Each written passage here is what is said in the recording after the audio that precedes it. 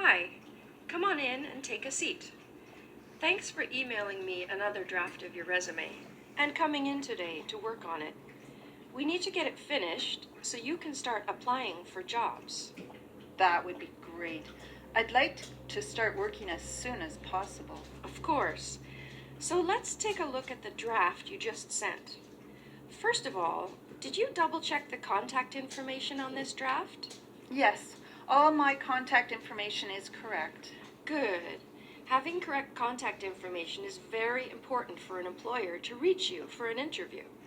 What about the details of your work history? Did you go through each job and make sure the dates and company names are correct? Yes, I double-checked my work history details too. Perfect. If the employer is calling for a reference, it's important that your details match what the reference will say. All right. If all the factual information is correct, let's move on to how you present yourself on your resume. I can see that you made most of the changes I suggested. You removed your picture and information about yourself that is too personal. Remember, an employer cannot ask your age and marital status when you apply for a job, so you should not volunteer that information on a resume. In my home country, we need to put that information on a resume. I know, but in Canada, we don't. It's important to show an employer that you know what's culturally appropriate in Canada. It helps them to know you can get along with Canadian coworkers. Okay, I see that you also put a summary of your skills at the top under the objective, like I suggested. I'd like to go over the summary with you. I wasn't always sure what to write. Sure, we can do that. But before we look at the summary, let's talk about where you put your education.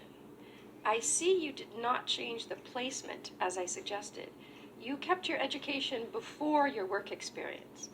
I know you worked hard to get your degree, but remember, employers usually want to see evidence you can do the job.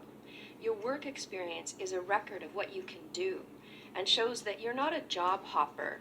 You're steady and dependable. Do I have to change that? I really like to have my education first. No, you don't have to change it. Putting your work experience first was just a suggestion. What you decide to do with your resume is up to you. But remember, employers often have a lot of resumes to look at, so they don't look at each one very long. You should make it easy for them to see what they're looking for. That's the way to get shortlisted for an interview. Okay, I'll think about it again. Great. Okay, let's go through your summary of skills now.